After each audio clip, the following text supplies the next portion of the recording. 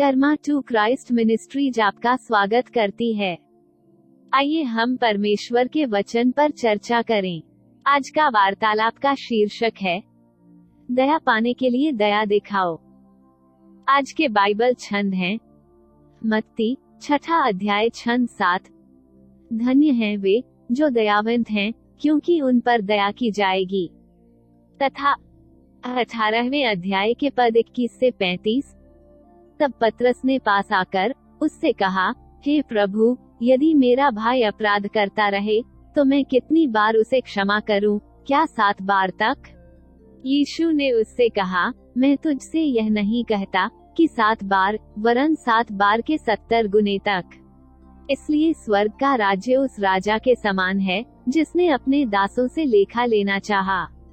जब वह लेखा लेने लगा तो एक जन उसके सामने लाया गया जो 10,000 तोड़े धारता था।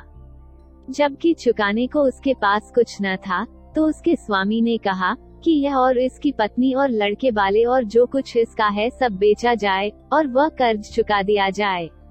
इस पर उस दास ने गिरकर उसे प्रणाम किया और कहा, हे स्वामी, धीरज धर, मैं सब कुछ भर दूंगा। तब उस दास के स्वामी ने तरस खाकर उसे छोड़ दिया और उसका धार क्षमा किया। परंतु जब वह दास बाहर निकला तो उसके संगी दासों में से एक उसको मिला जो उसके 100 दीनार धारता था। उसने उसे पकड़कर उसका गला घोंटा और कहा, जो कुछ तू धारता है भर दे। इस पर उसका संगी दास गिरकर उससे विनती करने लगा कि धीरज धर, मैं सब भर दूंगा। उसने न माना, परंतु जाकर उसे बंदीगृह में डाल दिया कि जब तक कर्ज को भर न दे तब तक वहीं रहे। उसके संगी दास यह जो हुआ था देखकर बहुत उदास हुए और जाकर अपने स्वामी को पूरा हाल बता दिया। तब उसके स्वामी ने उसको बुलाकर उससे कहा, हे दुष्ट दास, तूने जो मुझसे विनती की तो मैंने तो तेरा वह पूरा कर्ज क्षमा किया। सो जैसा मैंने तुझ पर दया की, वैसे ही क्या तुझे भी अपने संगी दास पर दया करना नहीं चाहिए था? और उसके स्वामी ने क्रोध में आकर उसे दंड देने वालों के हाथ में सौंप दिया कि जब तक वह सब कर्जा भर न दे तब तक उनके हाथ में रहे। इसी प्रकार यदि तुम में से हर एक अपने भाई को मन से क्षमा न करेगा तो मेरा पिता जो स्वर्ग में है तुमसे भी वैसा ही करेगा। एक आदमी 10,000 केकार चांदी 200,000 साल के श्रम के राजा को कर्ज नहीं दे सकता था, इसलिए उसने दया की भीख मांगी और राजा ने कर्ज को रद्द कर दिया। फिर वह आदमी एक साथी नौकर से मिला जिस पर उसे 100 दीनार 100 दिनों से थोड़ा अधिक श्रम देना था।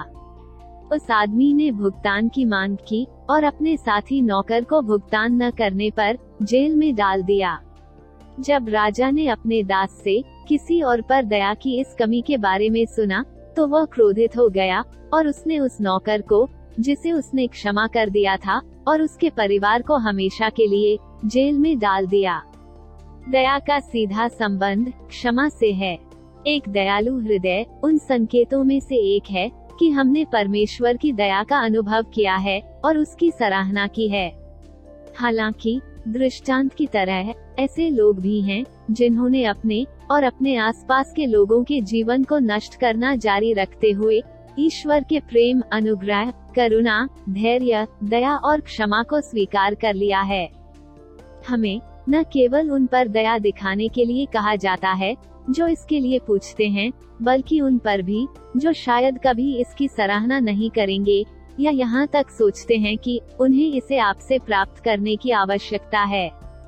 किसी ऐसे व्यक्ति को क्षमा करना आसान है जो विनम्रता पूर्वक आता है और इसके लिए पूछता है, उस प्रेम और करुणा को दिखाने की तुलना में जो आपको चोट पहुंचाता रहेगा, यह सोचकर कि वे कुछ भी गलत नहीं कर रहे हैं। हमें यह कभी नहीं भूलना चाहिए कि ईश्वर न्याय है और सब कुछ देखता है, यहाँ तक हमारे दिलों की गहराई में या बंद दरवाजों के पीछे हम जो कहते हैं और करते हैं। फिर भी यदि हम पश्चाताप करते हैं तो उसकी दया हमारे लिए उपलब्ध है। हमारे प्रति उनकी कृपा और दया के कारण वो सारा दिन आपको याद दिलाने में नहीं बिताते हैं कि आपने कब पाप किया है या उनकी इच्छा के विरुद्ध गए हैं। मेरा विश्वास करो, यह एक पूर्णकालिक क्रिया होगा, परंतु केवल हमें क्षमा करने और हमें प्रेम करने के द्वारा वो उन पापों को यीशु के क्रूस पर बहाए गए लहू से ढक देता है। अब समय आ गया है कि हम दूसरों के लिए भी ऐसा ही करना शुरू करें, ताकि उसका प्रेम, उसकी दया और अनुग्रह के सिंहासन से नीचे न गिरे। दया प्राप्त करने से हम बीमारी से मुक्त हो सकते हैं, अपनी पिछली गलतियों के लिए भुगतान नहीं कर सकते हैं और परमेश्वर और उसकी आज्ञाओं के खिलाफ हमारे निरंतर विद्रोह के विनाशकारी परिणामों का अनुभव नहीं कर सकते हैं। दया के रूप में आशीर्वाद प्राप्त करने की शर्त दयालु होने की है। मुझे लगता है कि यह हमारे लाभ के लिए इसके लायक है, भले ही दूसरे इसकी सराहना न करें। आइए प्रार्थना करते हैं। स्वर्गीय पिता, आप स्वर्ग और पृथ्वी के परमेश्वर हैं, मृतकों और जीवितों के परमेश्वर तथा परमेश्वर राजा। आपका धन्यवाद कि आपकी दया हर सुबह नई होती है और हम आज आपके साथ पूरी शुरुआत कर सकते हैं। इस समय अपनी करुणा और क्षमा को हल्के में लेने के लिए हमें क्षमा करें। हमारे प्रति आपकी दया के योग्य जीवन जीने में हमारी सहायता करें। हम दूसरों के प्रति दया दिखाना चाहते हैं, जिन्होंने अतीत में हमें चोट पहुंचाई है या असफल किया है। जिस प्रकार तूने हमें क्षमा किया है, उसी प्रकार उन्हें क्षमा करने में हमारी सहायता करें। हमें अपने दुश्मनों से प्यार करना, उनका भला करना और बदले में कुछ भी उम्मीद किए बिना उन्हें उधार देना सिखाएं। हम घोषणा करते हैं कि हम अपने महान प्रतिफल का आनंद लेंगे, जैसा आपने वादा किया था, क्योंकि हम परम प्रधान के पुत्र हैं।